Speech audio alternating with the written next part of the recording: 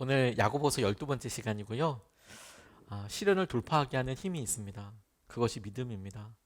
야고보서는 믿음에 대해서 강조하면서 행위에 대해서 이야기하는데 보통은 이렇게도 설명을 하죠. 행위, 행동으로서 드러나는 믿음을 행동으로서 증명해라. 이렇게 설명을 하지만 저는 계속 야고보서를 묵상하고 함께 나누면서 그렇게 볼 것이 아니라 믿음과 행동을 따로 볼 것이 아니라 행위를 따로 볼 것이 아니라 우리의 믿음의 놀라운 표현으로서 확인할 수 있는 여러 도전들, 구체적인 표현들로서 행동이 강조되고 있는 것이고 실상 저는 야고보서만큼 우리에게 믿음에 대해서 가장 적극적으로 도전하는 그런 말씀이 없다. 저는 이렇게 개인적으로 생각하고 붙잡으면서 여러분들과 도전하고 있습니다.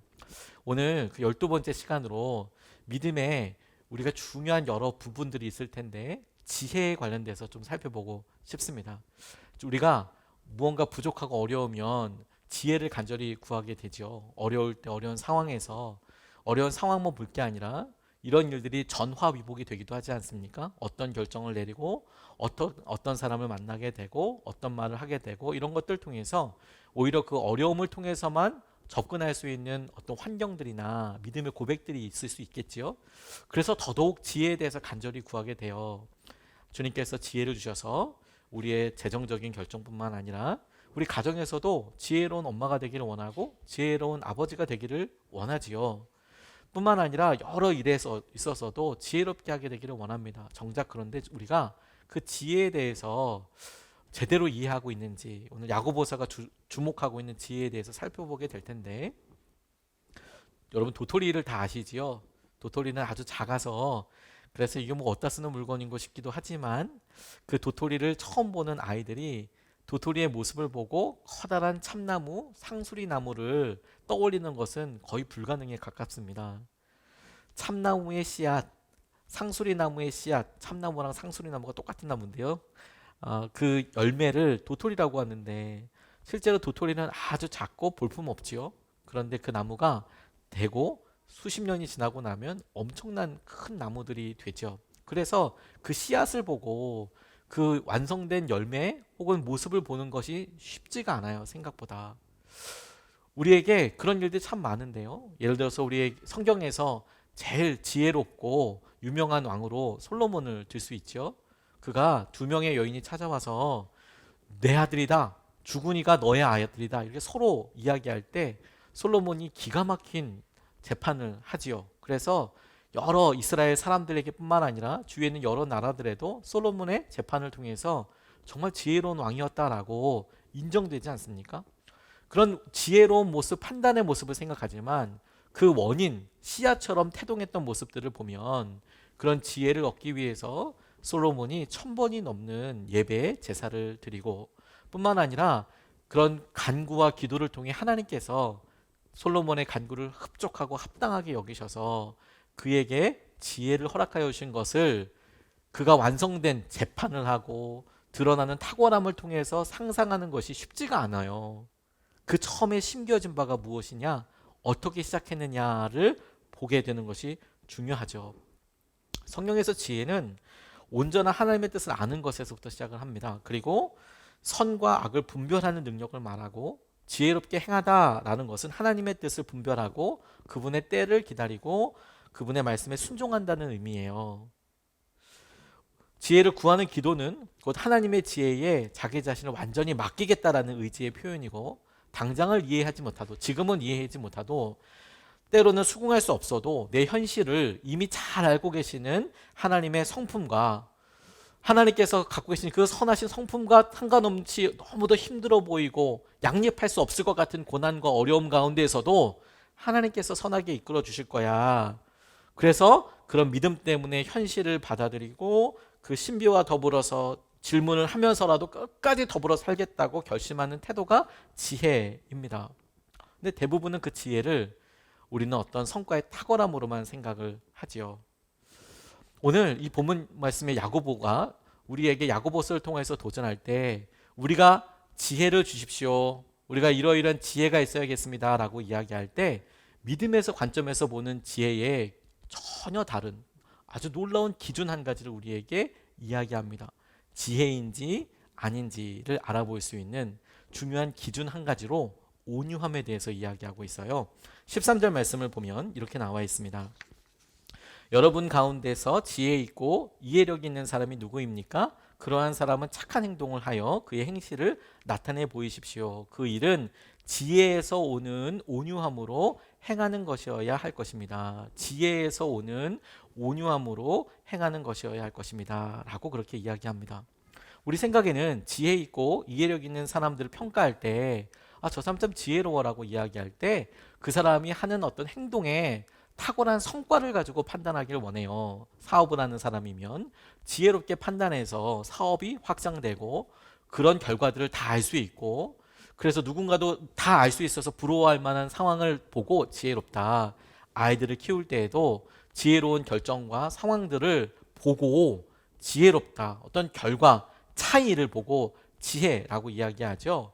근데 앞서 이야기했듯이 성경은 지혜를 이야기할 때 그 사람이 나타내는 결과의 차이남에 대해서 지혜라고 이야기하지 않고 오히려 그것이 성적도 아니고 진정한 열매로서 온유함이라고 이야기하고 있는 거예요.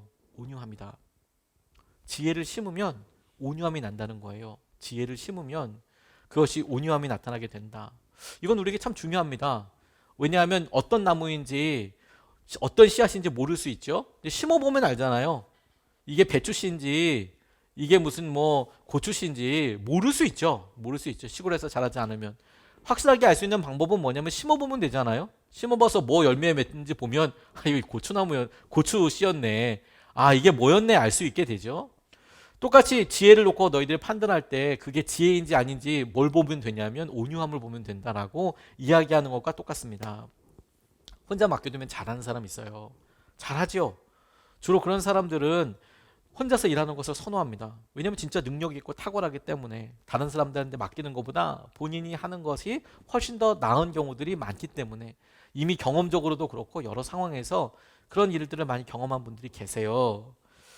이런 분들이 다른 사람들과 함께 일할 때는요, 자기에게 완전히 충성하는 사람, 자기의 말을 100% 따라주는 사람을 선호합니다. 안 그러면 일하는 거 너무너무 힘들어해요. 거의 그 사람과 트러블이 일어나서 쫓아내든지 잡아먹든지 막 이런 식으로 힘들게 합니다. 근데 그런 사람 주위에는 사람이 붙지 않아요. 탁월할 수는 있습니다. 탁월할 수 있고 어떤 결과를 날 수 있어요. 근데 성경은 그것에 대해서 지혜라고 이야기하지 않습니다. 그 주위에 사람들을 통해서, 그가 성품을 통해서 드러내는 여러 일들을 통해서 그가 온유하냐, 그의 지혜를 통해서 온유함이 드러나느냐. 그래서 온유함에 이르게 되는 것을 지혜라고 이야기하는 거예요. 지혜를 심어서 온유가 나타났으면 그게 지혜였다라고 이야기하는 겁니다. 온유는 성령의 열매 가운데 하나예요. 성령님께서 역사하시고 일하실 때 일어나게 되는 대표적인 열매가 온유이죠. 지혜를 심어서 온유가 이르게 되느냐 하는 거예요.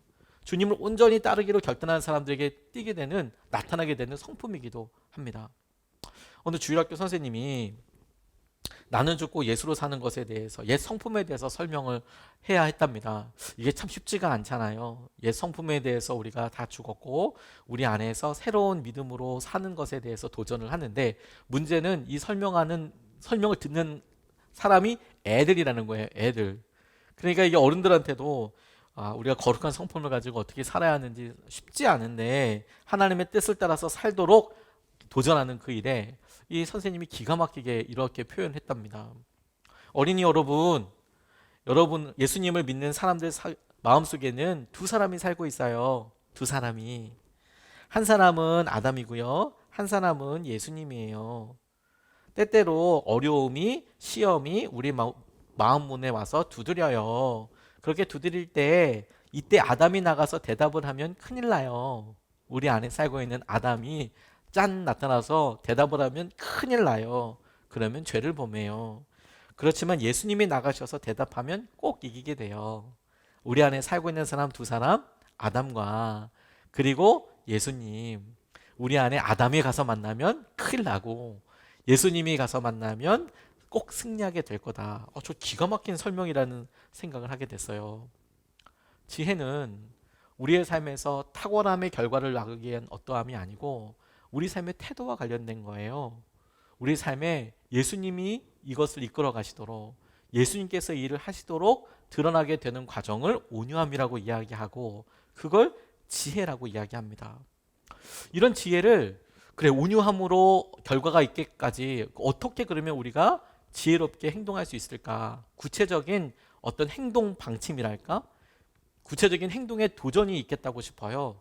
그걸 오늘 본문 말씀에서 그래 온유해야지. 온유하면 어떻게 하면 될까? 참아야지. 뭐 사랑해야지. 다양하게 우리가 적용을 할 수 있겠지만 오늘 본문 말씀에 등장하는 두 단어, 특별히 온유라는 말에 반대 의미로서 사용된 두 가지 단어를 통하여서 아 그걸 조심하면 온유함에 이르게 되겠구나 이렇게 붙잡을 수 있겠더라고요. 14절서부터 17절까지의 말씀을 보면 이렇게 나와 있습니다. 여러분의 마음속에 지독한 시기심과 경쟁심이 있으면 자랑하지 말고 진리를 거슬러 속이지 마십시오. 이러한 지혜는 위에서 내려온 것이 아니라 땅에 속한 것이요 육신에 속한 것이요 악마에게 속한 것입니다. 시기심과 경쟁심이 있는 곳에는 혼란과 온갖 악한 행위가 있습니다. 그러나 위에서 오는 지혜는 우선 순결하고 다음으로 평화스럽고 친절하고 온순하고 자비와 선한 열매가 풍성하고 편견과 위선이 없습니다. 이 긴 단어에서 두 단어가 반복적으로 쓰였어요. 시기심 그리고 경쟁심. 본문에서 온유함의 반대말처럼 사용된 단어가 뭐냐면 시기심, 경쟁심이라고 나와 있는 거예요. 지혜를 심어서 그 지혜가 온유함으로 드러나게 된다. 그래서 우리가 했던 결과 어떤 순종과 판단과 여러 일들이 온유함이냐? 그러면 그게 지혜로웠다라고 알 수 있는 기준으로 성경이 우리에게 도전한다고 말씀드렸죠.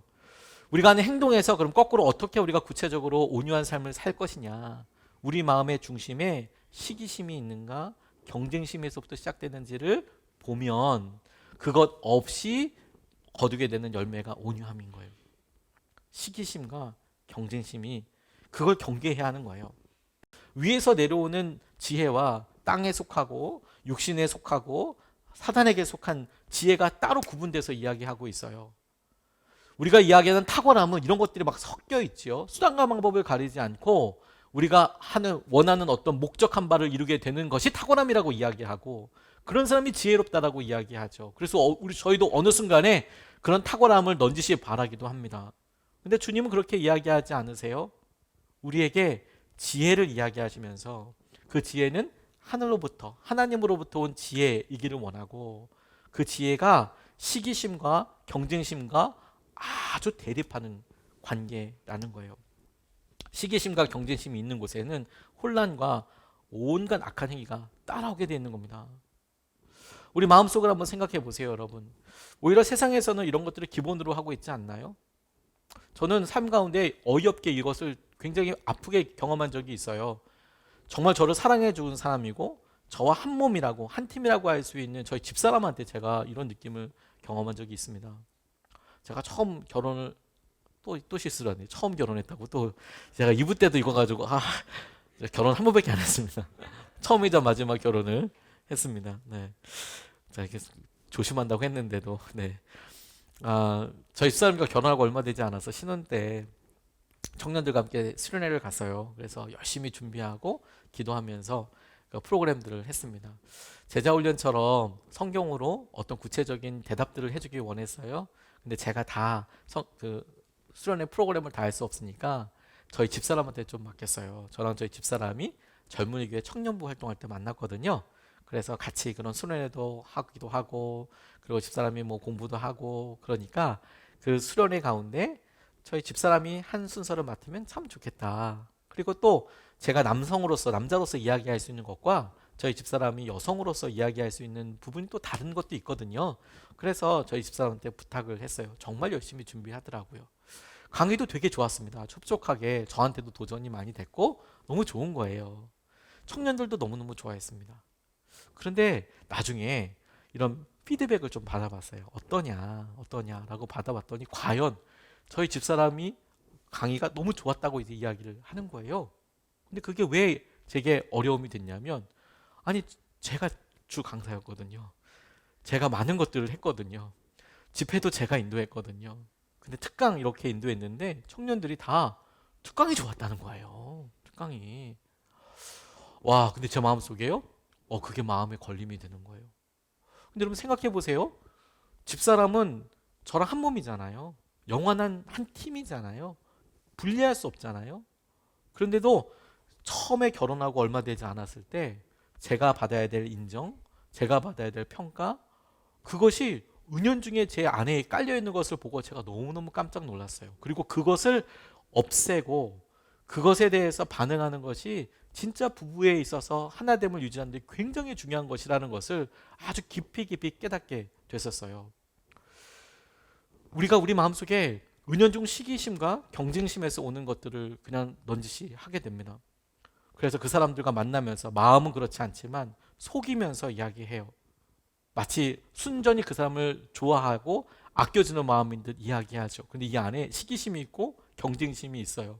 그래서 성경 꼭 집어서 온갖 악한 것과 관련되어 있다라고 이야기하는 거예요. 혼란과 온갖 악한 행위가 처음에 볼 때 가려질 수는 있지만 시기심과 경쟁심에서 시작되는 여러 일들이 지혜일 리 없다. 행동을 심었어요. 아무리 지혜롭게 보이고 싶지만 열매를 맺어요. 고추가 열리면 고추씨였고요. 배추가 열리면 배추씨인 거예요. 온유함이 열렸으면 하나님께서부터 하신 놀라운 지혜로, 그런데 시기와 경쟁심이 계속해서 그 가운데 일어나고 됐다면 심겨진 바가 굉장히 조심스럽게 봐야 할 일인 것을 우리가 알아야 한다는 거예요. 그것과 싸워야 한다는 겁니다. 반세기 전에 영국에 유명한 세 분의 목사님이 계셨어요. 영국에 유명한 세 분이 계셨어요. 캠벨 몰간 목사님이라는 분은 이제 성경 강해로 아주 유명한 분이셨습니다. 스펄전 목사님, 당시에 영국에서 설교로 어마어마한 영향력을 미치던 분이었어요. 근데 그분과 함께 F.B. 마이어라는 목사님도 계셨는데 이분은 저술가로서 책 쓰는 것으로서 아주 유명한 분이셨습니다. 근데 이 세 분이 영국 사회에 굉장히 선한 영향력을 이렇게 미치시고 또 세 분이 서로 친밀하게 교제도 하고 기도도 했는데 이 중에서 캠벨 몰간 목사님이 미국에서 사역을 하게 되셨어요. 영국에서 있다가 미국으로 가서 사역을 하게 되니까 친하게 지내셨던 분들 중에서 F.B. 마이어 목사님, 이 마이어 목사님이 캠벨 목사님을 위해서 간절히 기도하게 되더래요. 하나님, 우리 캠벨 몰간 목사님이 미국에서 사역하는데 부흥이 있게 해주시고 설교와 사역과 여러 일에서 진심으로 기도하게 되더랍니다. 근데 그렇게 시간이 좀 지나고 나서 그렇게 교제하던 때가 지나고 난 다음에 이 캠벨 목사님이 다시 영국으로 오게 되셨대요. 그리고 영국에 있는 웨스트민스터 교회에서 사역을 하게 되시더래요. 근데 그리고 나서 이 마이어 목사님이 마음속에 미묘한 변화를 하나 알게 되었는데, 이제 미국에서 떨어져 있을 때는 그분을 위해서 간절히 기도했는데 이제 같은 지역에 와서 같이 사역을 하고 나니까 더 이상 기도하지 않더라는 거예요. 더 이상 캠벨 목사님을 위해서 기도하지 않고 오히려 가만히 보니까 기도하지 않는 정도가 아니라 은근히 자기 마음속에 어려움이 있다는 것을 발견하게 됐다는 겁니다. 자기는 스펄전 목사님처럼 설교에 인기를 얻지도 못하고 몰간 목사님처럼 권위 있는 목회를 하지도 못하고 그렇게 성경을 잘 전하지도 못하는 것 같은 느낌이 들더라는 거예요. 미국에서 있다가 영국으로 돌아오고 나니까. 그래서 계속해서 이 마이어 목사님이 마음에 시기심이 일어나는 것을 발견하게 됐습니다. 그래서 하나님께 시기심을 없애달라고 기도했대요. 하나님, 이 마음을 좀 잠잠케 해주십시오. 이 경쟁심과 이 시기심을, 이 질투심을 없애주십시오라고 기도했는데 없어지지 않는 것처럼 여겨지더랍니다. 아무리 기도해도 시기하는 마음이 도무지 사라지지 않아서, 그래서 한동안 괴로워하고 있는데 어느 날 마음속에 하나님께서 깨달음을 이렇게 주시더래요. 기도를 바꿔라. 시기심을 없애달라고 기도하지 말고 네가 그들을 축복해라. 스펄전 목사님이랑 캠벨 몰간 목사님을 네가 축복하는 기도를 해라. 그 목사님, 마이어 목사님이 마음에 전혀 다른, 이전과는 다른 평안과 기쁨이 찾아오는 것을 경험하게 되었다라고 하시더라고요. 우리가 우리 마음속에 여러분 지혜롭게 판단하고 싶죠. 그런데 우리는 우리 동료를 시기심과 경쟁심으로, 우리는 옆에 있는 가게를, 우리는 심지어 우리 가족을, 우리 형제를 내가 저 사람보다 더 탁월해야 돼, 더 나아야 해 라고 그렇게 생각하기를 원하죠. 그렇게 되기를 원하죠. 왜냐하면 세상에서는 원래 이런 걸 강조하잖아요. 문화 자체가. 심지어 여러분, 이 세상의 지혜에 있어서 원동력이 되는 힘이 뭐냐면 이런 시기심과 경쟁심이잖아요. 네가 쟤보다 잘해야지. 점수도 잘 나와야 되고 네가 저 사람보다 잘 살아야지. 그러기 위해서 조금 더 열심히 해야지. 그러니까 세상에서의 힘의 원동력, 에너지의 원동력 중에 하나가 뭐냐면 시기심과 경쟁심이에요. 그래서 그것을 계속 강조하면서 더 열심히, 더 노력해서 더 많은 시간을 계속 할 수 있도록 그렇게 이야기를 하죠. 그런데 여러분, 이 원동력이 된 시기심과 경쟁심이 십자가를 통과해야 좋은 열매를 맺는 거예요. 이 지혜라는 것이 심겨져야 열매를 맺게 되지 않습니까? 십자가를 통과해야 좋은 열매를 맺게 되는 거예요. 왜 시기심과 경쟁심 때문에 우리가 어렵습니까? 시기심과 경쟁심의 가장 중요한 중심이 나 자아이기 때문에 그래요. 나 자신. 왜 시기심이 들어요? 내가 주인공이어야 되거든요. 내가 주인공. 나보다 잘난 사람이 있으면 안 되거든요.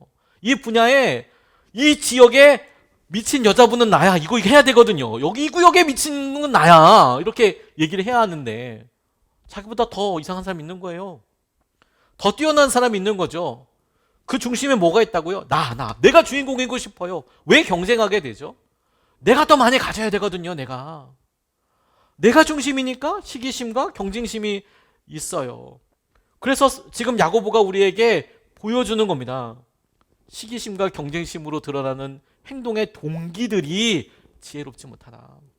그걸 지혜라고 한다면 그건 땅에서, 육신에게서, 심지어 악마에게서 오는 도전일 수 있겠다. 이거 우리에게 굉장히 두렵게 하죠. 시기와 경쟁에 대해서. 그래서 이것을 십자가를 통과하게 한다는 것은 뭐냐면 더 이상 내가 아니라, 우리 자신이 아니라 이건 하나님께서 하시는 것이잖아. 하나님의 은혜와 하나님의 계획을 의지한다라는 의미예요. 세상의 지혜는 우리를 교만하게 합니다. 더 가졌으니까. 그래서 갑질도 할 수 있는 거예요. 하지만 하늘의 지혜는 우리에게 하나님의 은혜를 깨닫게 합니다. 이건 내가 한 게 아니잖아. 이건 주님이 채워주신 거잖아. 이건 주님이 공급해 주신 거잖아.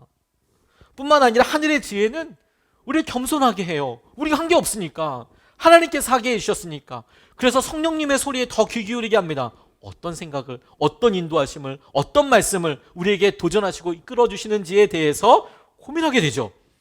그래서 하나님은 그런 자녀들에게 이전에 누렸던 은혜보다 더 큰 은혜를 부어주세요. 이게 더 크다라는 의미가 뭐 작은 거, 큰 거가 있는 게 아니라 놀라운 은혜를 더 부어주시는 것이죠. 겸손하게 주님께서 행하시는 은혜와 마음을 누리는 것. 그래서 여러분, 자기가 할 수 있는 것으로의 무언가가 아니라 하나님께서 하실 수 있는, 이루실 수 있는 그 놀라운 은혜에 쓰임받게 되는 것이 지혜라고요. 그것을 뭘로 할 수 있다고요? 온유, 그리고 시기와 경쟁을 통해서 알 수 있게 된다고요. 주님이 우리가 얼마나 갈망하는지, 우리가 주님을 갈망하는 것보다 주님이 우리를 더 많이 사랑하시고 갈망하고 계시죠. 이러한 것이 지혜라고 말씀하시는 이유가, 하나님은 네가 보기에 세상에서 승리하고 많은 것을 갖고 그런 것들이 승리처럼 보이지. 그런데 그럼에도 불구하고 망할 수 있다. 그 지혜로운 게 아닐 수 있다. 물론 가장 좋고 가장 소망하기는 우리가 주님의 지혜로운 사람으로서 이 세상에서도 주님께서 예비하시고 주님께서 만들어 놓으신 것들을 풍성히 누리면서 사는 것이 가장 좋죠. 그런데 차기 두 번째 것이 무엇이냐면, 아유 주님, 주님의 은혜는 없어도 세상에서 그냥 잘 살고 싶어요가 아니라, 하나님, 우리가 사람들이 보기에는 어리석어 보이고 사람들이 보기에 경쟁력이 없어 보여도 저는 주님께서 주신 지혜로 살고 싶어요. 이게 두 번째 놀라운 차선이라는 거예요. 하나님께서 하신 은혜와 마음이 있는 것이죠. 위에서 오는 지혜가 사람들을 살리고 우리를 행복하게 하고 하나님의 뜻이 이루어지게 합니다. 그래서 한없이 약해 보이는 일들을 통해서 하나님은 당신의 나라를 이루어 가세요. 이게 우리에게 굉장히 중요한 도전입니다. 그런데 여러분, 우리에게 이 지혜가 심겨져서 십자가를 통과해서 좋은 열매를 맺는다고 했잖아요. 온유함을 맺는다고 했잖아요. 다시 한번 지혜의 열매가 온유, 결과가 온유함이라는 것에 대해서 우리는 잘 생각을 못하는 경우들이 있습니다. 오늘 이 야고보서에 그 구체적인 예 하나를 저는 이야기하고 있다라고 붙잡았어요. 우리가 이런 질문도 하지 않습니까? 온유함, 그래 온유함이 좋지. 그런데 내심 이런 질문들을 가질 수 있습니다. 아니 온유하기만 하면 다 그냥 온유하고 다 덥고 그러면 그게 법이 지켜지겠는가 이게? 그게 꼴이 되겠는가 그게 모습이. 조직이 있으려면 법도 있어야 되고 공의도 있어야 되고 정의도 있어야 되고 그런 생각 하지 않습니까? 어떻게 온유함으로 다 대합니까? 주위에 온유한 사람만 있어서 되기보다 누구 하나 기준을 정해놓고 군기 담당 혹은 뭐 누가 뭐 이런 법을 정해놓고 이렇게 하고 그걸 꼭 발본색원해가지고 얘기하는 그런 사람이 필요하지. 우리가 은연중에 베이스에 그렇게 깔고 있죠. 근데 사실 그거에 대해서 어떤 부분에 있어서는 뭐 일리가 있는 부분이 있다. 근데 사실 우리가 주님께서 이렇게 물어보실 수도 있을 것 같아요. 그래 그게 일리가 있다고 쳐도 왜 네가 막대기 역할을 해야 하는데? 왜 네가 지팡이 역할을 해야 하는데? 라는 질문을 주님께서 물으실 수 있지 않겠어요? 그래 네 말대로 그게 일리가 있는 부분이 있다고 하지만 그렇다고 해서 네가 지팡이가 돼야 될 이유는 없지 않습니까? 우리가 지팡이로 쓰여받을 이유는 없지 않습니까? 왜? 그렇게 회초리 들고 난 다음에 주로 어떻게 됩니까? 그거는 주로 꺾여지는 거잖아요. 18절 말씀을 보고 전 정말 묵상을 되게 오래 했어요. 18절 말씀 이렇게 나와 있습니다. 정의의 열매는 평화를 이루는 사람들이 평화를 위하여 그 씨를 뿌려서 거두어 드리는 열매입니다. 다시 정의의 열매는 평화를 이루는 사람들이 평화를 위하여 그 씨를 뿌려서 거두어 드리는 열매입니다 라고 설명하고 있어요.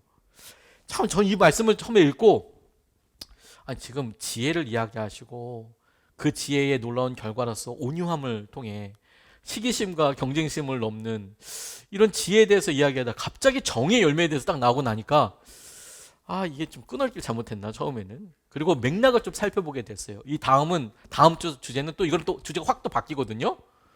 저희가 지난주 말고 지지난주 야고보서 11번째 시간에는 말에 대해서 이야기를 나눴어요. 그 말에 대해서 지혜로 쑥 바뀌면서 자연스럽게 넘어왔는데 이 정의의 열매에 대해서 이야기하고 있는 것이 이게 무슨 의미일까를 묵상하다가 앞서 말씀드린 질문, 온유한 사람들만 있으면 이게 법이 지켜지겠는가? 조직이 유지되겠는가? 우리 마음속에도 내심 우리가 온유함을 선택하기보다 정의를 지켜야지. 정의를. 내가 악역이 되마. 내가 나를 불사르리. 막 이렇게 이제 생각하잖아요. 근데 그것에 대한 질문이 될 수 있겠더라고요. 야고보가 간접적인 대답을 줬다고 저는 묵상하면서 이렇게 붙잡았어요. 정의라는 열매가 이 본문 말씀이 우리에게 주목하게 하시는 것은 뭐냐면 정의라는 열매가 맺히겠지. 정의로운 사회가 되겠고 정의로운 가정이 되겠고 공정사회가 되겠고 뭐 정의로운 정의의 열매가 있겠지. 근데 이 본문이 놀라운 것은 뭐냐면 정의가 열매 맺기 위해서 정의가 심겨지는 게 아니라는 거예요. 정의의 열매를 이루어지게 된다, 맺게 된다는 할 때 정의가 심겨져서 거두게 되는 것이 아니고 평화를 이루려는 사람들이 평화를 이루기 위해서 씨를 뿌린대요. 여러분 그 씨는 주로 어떤 걸까요? 평화를 이루려고 하는 사람이 이 상황에서 갈등이 있고 분열이 있는데 나는 평화를 이루고 싶어요. 여러분들이 평화를 이루고 싶어요? 그리고 평화를 이루기 위해서 어떤 행동을 할 거예요. 그 행동이 갈등이고 이건 싸워야 돼. 이건 꼭 밝혀야 돼. 이건 시시비비 꼭 알아야 돼. 내가 쟤한테 잘못했다는 걸 꼭 깨닫게 해줘야 돼. 주로 이런 행동일까요? 아니면 사회에서 이렇게 볼 때도 왜 저걸 양보하나? 왜 저걸 포기하나? 왜 저거를 냅두지? 왜 저렇게 단호하지 못하지? 이런 행동들을 하게 될까요? 평화를 이루려는 사람이 평화를 이루기 위해서 씨를 뿌린대요. 우리 생각에는 정의를 이루기 위해서는 정의를 이루기 위해서는 무조건 정의롭게 다 정의 다. 이건 법대로 해야 되는 거지. 이거는 다 아는 대로 해야 되지. 상식대로 해야 되지. 이건 다 그렇게 해야지. 아주 작은 사고부터 다 그렇게 해야지. 정의가 이루어지지. 그런데 야고보는 그렇게 접근하고 있지 않아요. 정의의 열매는 평화를 이루려고 하는 사람들이 평화를 위해서 그 씨를 뿌려요. 그러니까 심겨지는 씨앗은 어떻게 보면 정의랑 정 상관없어 보여요. 그런데 그렇게 뿌려진 것들이 맺게 되는 열매가 정의의 열매다. 그게 정의다라고 이야기하는 겁니다.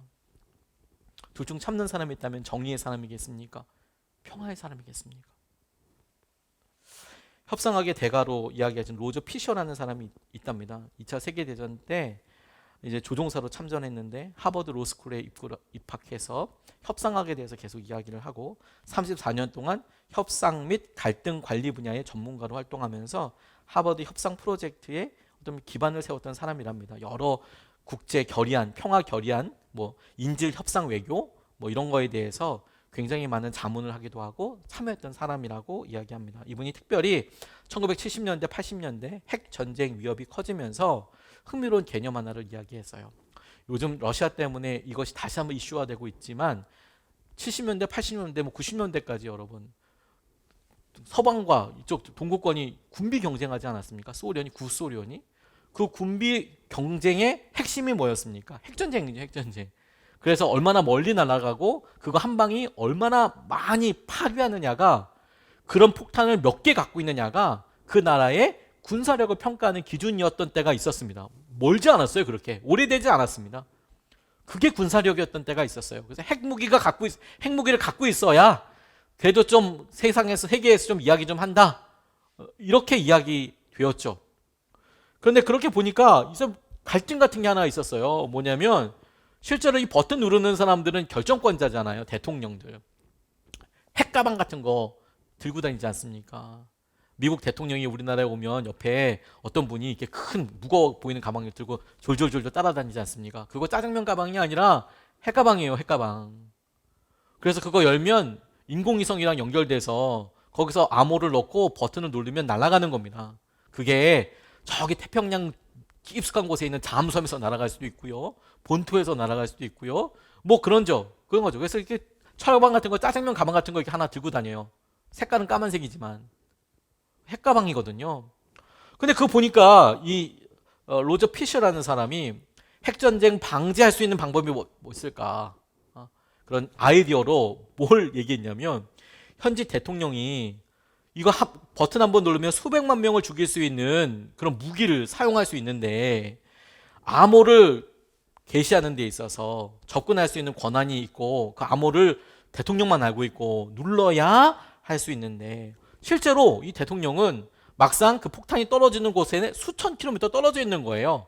그래서 막상 그 사람들 어떻게 죽는지 절대 보지 못한다는 거예요. 자기는 버튼을 누르고 그 결과가 얼마나 무지막지한지에 대해서 나중에 신문이나 뭐 언론을 통해서는 알 수 있지만 그 순간에 일어나는 그 일을 다 모른다라는 거죠. 그래서 핵폭탄이 떨어져도 대통령은 늘 현장에서 멀리 떨어져 있고 안전한 곳에 있게 되는 것을 보고 이 사람이 이런 아이디어 하나를 제안했어요. 뭐라고 했냐면요, 1981년에 무척 간단한 제안을 했다. 작은 캡슐 안에 암호를 넣고, 핵무기 암호를 넣고 그걸 지원자를 받아서 심장 근처에 그 캡슐을 이렇게 심는 거예요. 그리고 지원자는 대통령과 함께 늘 동행하면서 행동하는 거죠. 옆에 짜장면 가방 들고 다니는 것처럼 핵가방이 아니라 자기가 이렇게 같이 다니는 거예요. 여기다가 캡슐 심고, 그리고 칼도 하나, 무거운 정육점에 있는 칼도 하나 이렇게 들고 다니는 거예요. 그래서 대통령이 핵무기를 발사하려면 암호를 알아내기 위해서 먼저 자신의 손으로 그 지원자의 가슴을 갈라서 캡슐을 꺼내서 그 캡슐의 암호를 확인할 수 있도록 하면 절대 못 쏠 거다. 왜? 그 수백만 명이 죽는 거, 그걸 상상하기 전에 자기 앞에서 계속 밥 먹고 함께 했던 사람이 죽어야 그 암호를 알 수 있는 거잖아요. 그 사람에게 이야기하면서, 그 사람한테 죽음을 이야기하면서 수백만 명을 지금 죽여야 되는데 네가 먼저 죽어야겠다, 그렇게 얘기할 수는 없잖아요. 이 사람이 아이디어를 그렇게 낸 거예요. 바로 앞에 있는 그 사람에 대해서 어떻게 할지를 확인하는 것을 통해 이거 방지할 수도 있겠다.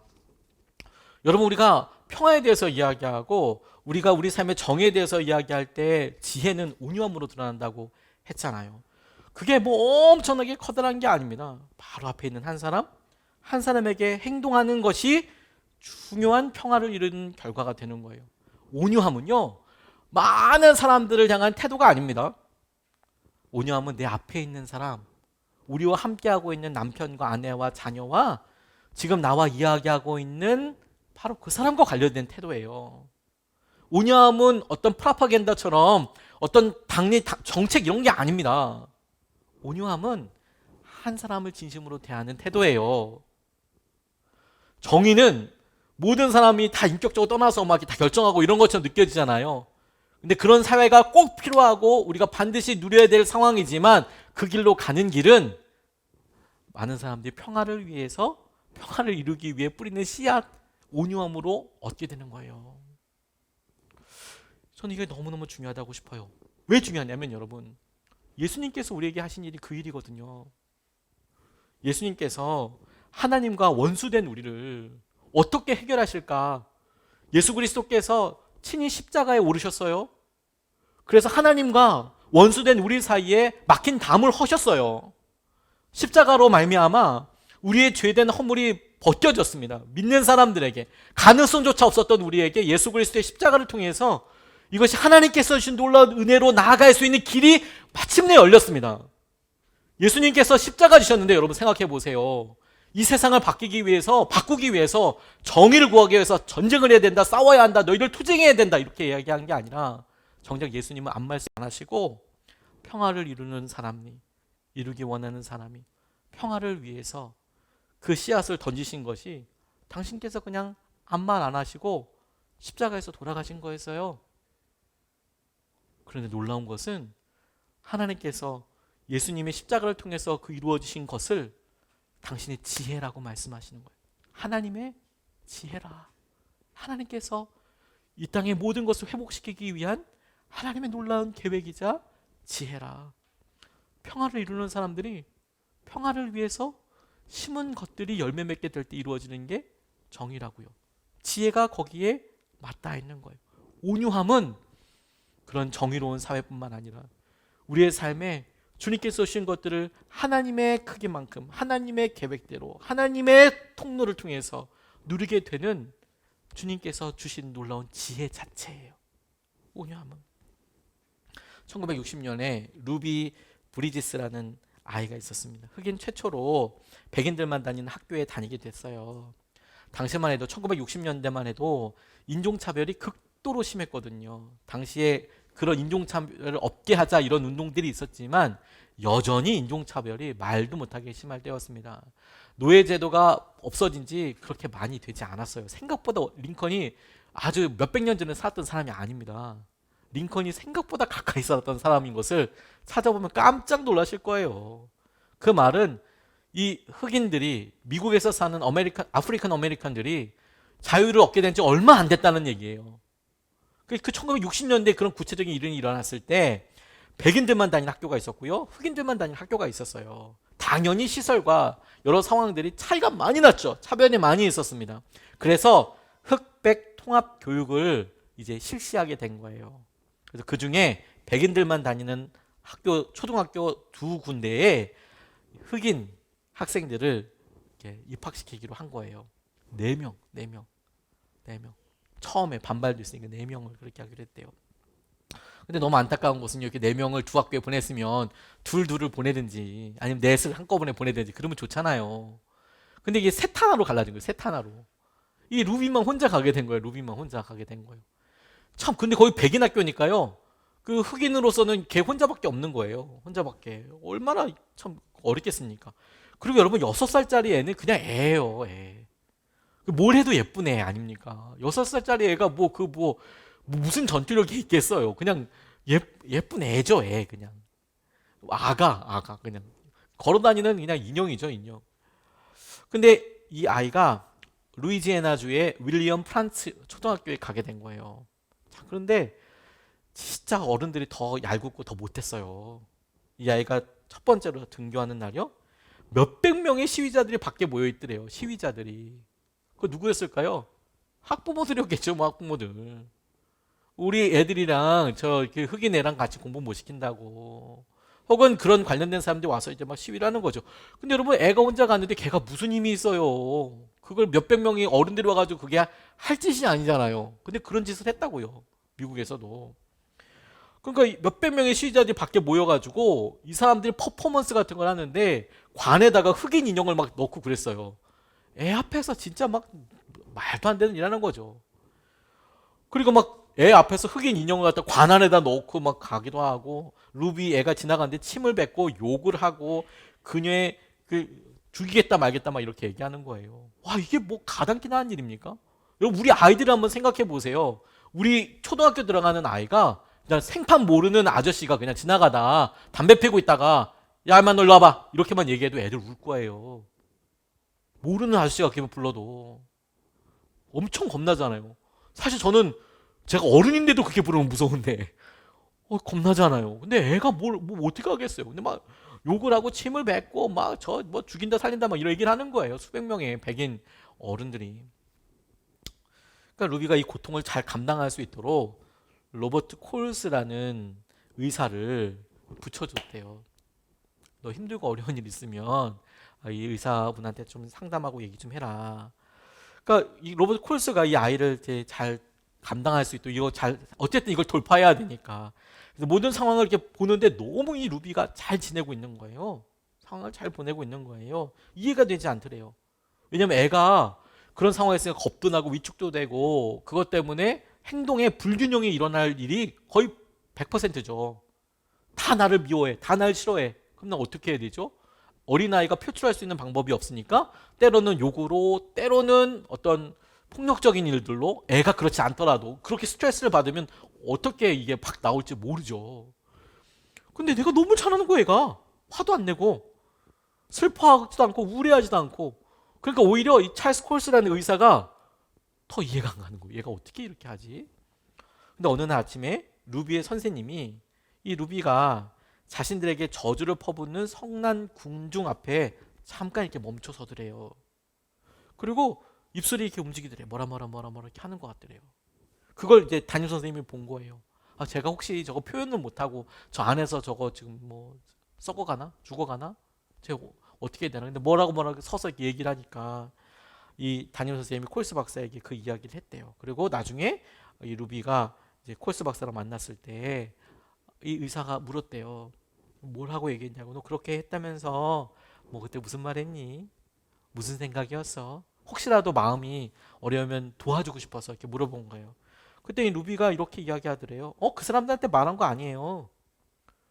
네가 이렇게 서가지고 말을 했다며. 그 사람들한테 말한 거 아니고요. 그 사람들을 위해서 기도하고 있었어요. 훗날에 이 루비가 자신의 최고록 나의 눈을 통해 Through My Eyes라는 책에서 그때 일을 이렇게 회상하면서 썼대요. 우리 아버지, 우리 어머니와 목사님은 항상 이렇게 말씀하셨다. 네 원수들과 너를 괴롭히는 사람들을 위해 기도해야 한다. 나는 그렇게 했다. 너를 괴롭히고 너를 힘들게 하는 사람들을 위해서 기도해야 한다. 그래서 자기가 어린 6살짜리 애가 가서 실제로 기도하고 그들을 위해서 축복하고 했다는 거예요. 콜스 박사가 루비의 부모님이 아마도가 아니라 100% 흑인이었겠죠. 그래서 글을 읽거나 쓰지 못했겠죠. 근데 예수님의 말씀대로 행하도록 그녀를 가르쳤다는 사실을 언급하면서 예수님이 원수를 위해 기도하라고 하셔서 그녀는 그렇게 행했고 그 덕분에 모든 원망과 분노를 버릴 수 있었다. 진짜 정의를 이루어가는 사람들, 그 사람들이 지혜로운 사람이죠. 근데 정말 정의를 이루어가는 사람들은요, 그것을 분노와 상황으로 시기심과 경쟁심으로 폭발하지 나가는 사람이 아닙니다. 진짜 평화를 이루는 사람, 온유함으로 평화를 이루기 위해 평화를 위해서 힘낸 사람이에요. 그런 사람들이 예수님을 통해서 우리에게 보여줬고 예수님을 따르는 사람들이 똑같이 평화를 이루기 위해 평화를 이루고자 하는 사람들이 행동을 하는 거죠. 씨앗을 심는 거죠. 그것이 기도이고 그것이 순종이고 그것이 포기일 때도 있고 그리고 그것이 다시 일어서게 될 때인 것도 있는 거예요. 그 열매는 우리가 생각하는 것과 전혀 다른 모습으로 아름다운 형태와 아름다운 당신의 계획으로 하나님의 계획으로 우리 가운데 이루어지게 되는 겁니다. 지혜 자체로서는 우리에게 좋을지 나쁠지 몰라요. 심어줘 보면 안다고 그랬잖아요. 우리는 우리 스스로가 탁월함이 아니라 주님 이것이 지혜를 통해 십자가를 통해 우리 가운데 온유함이 되게 해주십시오. 주님 우리가 시기심과 경쟁심으로 모두가 다 똑같아야지 공정해야 되잖아. 정의의 사도가 아니라 우리는 평화를 이루는 사람으로 평화를 위해서 쓰임받게 하여 주십시오. 심는 것이요, 심는 것과 열매가 똑같은 모습이 아닐 수 있어요. 심는 것과 열매와 심는 것이 똑같은 모습이 아닐 수 있어요. 심지어 상상도 못할 수 있어요. 도토리가 참나무 되듯이요. 상상도 못할 수 있어요. 하지만 오늘 우리가 십자가에서 평화를 심는다면, 십자가에서 지혜를 구한다면 내일은 정의의 열매가 맺게 될 거예요. 내일은 온유의 열매가 맺게 될 거예요. 그래서 그 온유로 인하여서 우리가 성령의 열매인 놀라운 온유라는 열매를 맺어가게 될 겁니다. 우리가 어려운 시기를 살아가고 있습니다. 이런 시기에 경쟁이 되죠. 답답하기도 합니다. 다른 사람보다 조금 더 잘 되는 것이 뭐 그렇게 나쁜 죄일까? 저도 사실 심정적으로는 너무너무 이해가 가요. 제가 말씀을 이렇게 준비하면서 제게 있어서 시기심과 경쟁심이 없나?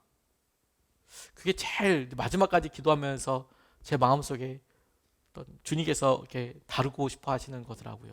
제가 보통 본문 말씀을 한번 정하면 설교 제목을 잘 웬만해서는 바꾸지 않는데 이 3번이나 바꿨어요. 3번이나. 그 말은 그 설교 전체가 다 3번이나 뒤집어졌다는 얘기거든요. 제 마음속에 제일 걸리면 되는 게 뭐냐면 시기심과 경쟁심이 없는 건가 그러면 말씀으로는 우리가 이미 과거에 대해서 죽었고 이제 예수님으로만 사는데 그런데 가만히 제가 제 안에 이렇게 보니까 여전히 시기심과 경쟁심에 저 스스로 놀라는 거죠. 인식하지 못했다가 깨닫지 못했다가 내가 이랬네. 이 동기 이런 일을 하는 동기 원인에 이런 은큼한 게 있었네. 그걸 발견할 때마다 깜짝깜짝 놀라겠는 거죠. 말씀을 준비하면서 그런 모습들이 제게 막 발견되는 거예요. 깜짝깜짝 놀라면서 가만히 보니까요. 주님께서 시기와 경쟁심을 보게 해주시고 그것을 몸부림치면서 그것 아닌 또 다른 선택을 하게 하시는 그것이 십자가를 통과하는 길이고 그것이 오늘 주님께서 우리에게 해주시는 그 몸부림이 지혜인 것이고 그렇게 주님을 선택하는 것이 하나님께서 이 세상에 하나님 당신의 사람으로 우리를 붙잡으시고 우리를 통해 당신의 놀라운 능력을 드러내시는 바로 그 지혜라. 그 지혜 가운데 놀라운 은혜를 경험하게 되는 저 여러분 되시기를 주님의 이름으로 축복합니다. 오늘 성찬식이 있습니다. 성찬식은 바로 그 지혜를, 그 능력을 예수 그리스도의 십자가 앞에서 저와 여러분들의 동일한 고백과 능력으로 만드는 시간입니다. 예수님은 성찬 때마다 늘 우리에게 말씀하시는 것 같아요. 나는 준비됐다. 그런데 너는? 이렇게 물어보시는 것 같아요. 주님은 당신의 몸을 찢으시고 피를 흘리셔서 우리를 위해서 평화를 이루셨잖아요. 2000년 전에. 그리고 지금도. 그래서 우리에게 물으시는 거예요. 나는 이미 준비됐다. 그런데 너는? 여기에 우리가 대답해야 되지 않을까요? 나는 준비됐어. 그런데 너는? 평화를 이루기 위해서 주님께서 보여오셨는데 그러면 너는? 오늘 우리가 성찬을 받으면서 바로 이것을 붙잡고 기도했으면 좋겠어요. 주님, 우리가 평화를 이루는 사람이 되기를 원합니다. 그걸 성경에 온유라고 썼어요. 온유. 주님, 우리의 성품이 주님을 닮아 온유하게 되기를 원합니다. 주님께 행하시는 은혜를 우리가 그대로 누리게 되기를 원합니다. 오늘 주님의 몸이라 우리가 믿음으로 고백하고 먹을 때, 주님의 피라 우리가 고백하고 마실 때 우리가 주님과 온전히 하나 되게 해주시고 이 진리가, 영적인 진리가 우리 가운데 그대로 이루어지게 하여 주십시오. 자, 우리 말씀 붙잡고 함께 같이 기도하겠습니다.